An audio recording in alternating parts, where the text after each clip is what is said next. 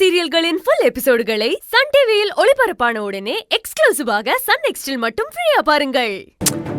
பரவாயில்ல, ஏதோ ஒன்னும் அவங்க நம்புற மாதிரி சொன்னேன்ல.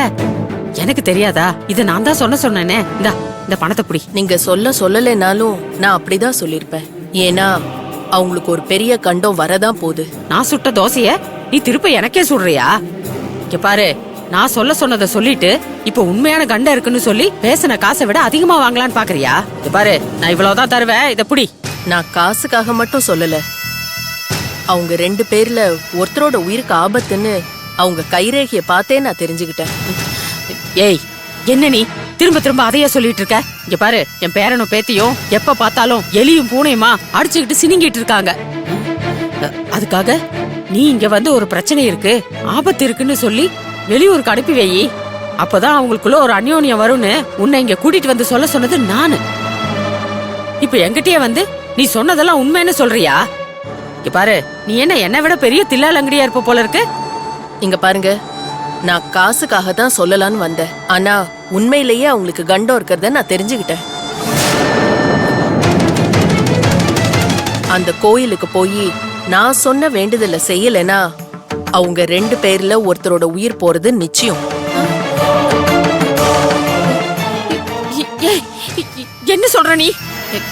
என் பேரனை பத்தி இப்படி எல்லாம் சொன்ன, அப்புறம் எனக்கு கெட்ட கோவம் வந்துரும். நீங்க கோவப்படுறதால எதையும் மாத்த முடியாது. இப்பவும் சொல்றேன், நான் சொன்னது உண்மை. நான் காசு வேணான்னு சொன்னதுக்கு இது மட்டும்தான் காரணம். போங்க, போய் உங்க பேர பசங்களை கோயிலுக்கு அனுப்பி அவங்களோட உயிரை காப்பாத்திக்க சொல்லுங்க. அந்த அம்மனை விட்டா அவங்கள வேற யாராலையும் காப்பாத்த முடியாது. இல்லைன்னா இந்த குடும்பத்துல ஒரு பெரிய இழப்ப உங்களால தவிர்க்கவே முடியாது.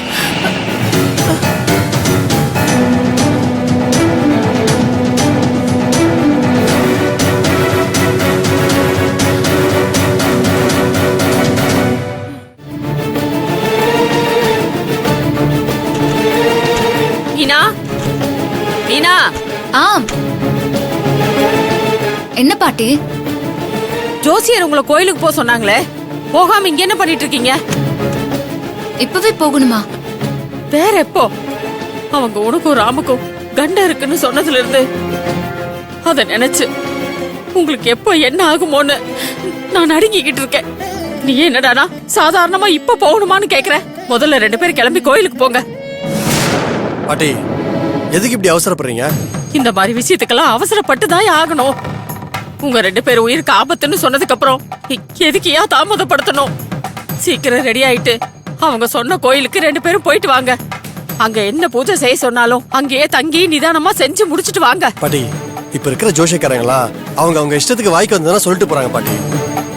அதெல்லாம் நீங்க சீரியஸா எடுத்துக்கிட்டீங்கன்னா வேலை வெட்டியை விட்டுட்டு கோயிலுக்குள்ளன்னு சுத்திட்டு இருக்க வேண்டியதுதான். நீங்க இதெல்லாம் பெருசா எடுத்துக்காதீங்க, உள்ள போங்க பாட்டி. ராமு, இது விளையாட்டு விஷயம் இல்லையா, உயிர் சம்பந்தப்பட்ட விஷயம். இதெல்லாம் நம்ம கவனிக்காம விட்டுற கூடாதியா?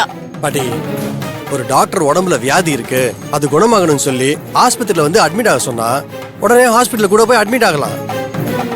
ஆனா வந்தவங்க ஒன்னும் டாக்டர் இல்ல பாட்டி. அவங்க ஏதேதோ மனசுல வந்ததை சொல்லுவாங்க. அதை செய்ய நம்ம இருக்கிற வேலையெல்லாம் விட்டுட்டு அப்படியே கோயிலுக்குள்ள சுத்திட்டு இருக்க வேண்டியதுதான். பாட்டி, நீங்க என்ன சொன்னாலும் அவங்க சொல்றதுல எனக்கு துளி கூட நம்பிக்கை இல்ல பாட்டி. ஐயா, என்னையா அது? அப்படியெல்லாம் பேசாதையா. ஜோசிகாரங்க சொன்னது அப்படியே நடக்கும்யா.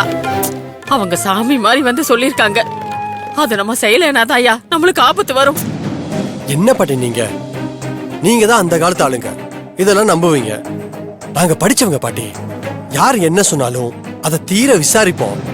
எதையும் அவ்வளவு சீக்கிரம் நம்பிட மாட்டோம். நீங்க எவ்வளவு சொல்றீங்களே, நான் உன்னை கேட்கிறேன், அதுக்கு பதில் சொல்றீங்களா? வந்தவங்க என்ன கடவுளா? அவங்க சொன்னா அது அப்படியே நடந்துருமா? வந்தாங்க, கைய பார்த்தாங்க, கண்டம் இருக்குன்னு சொல்றாங்க, உயிருக்கு ஆபத்து இருக்குன்னு சொன்னாங்க. ஏன் பாட்டி, நான் தெரியாம தான் கேக்குறேன்.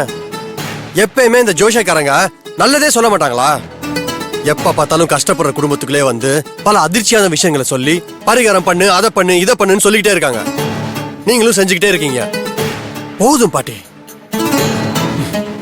எனக்கு என்ன வருத்தனா, அவங்க சொல்றது ஏன் எல்லாரும் நம்பிக்கிட்டே இருக்கீங்க? அவங்க பொழப்புக்காக சொல்றதா நம்ம செய்யணுமா என்ன? டேய், இதெல்லாம் கடவுள் நம்பிக்கைடா.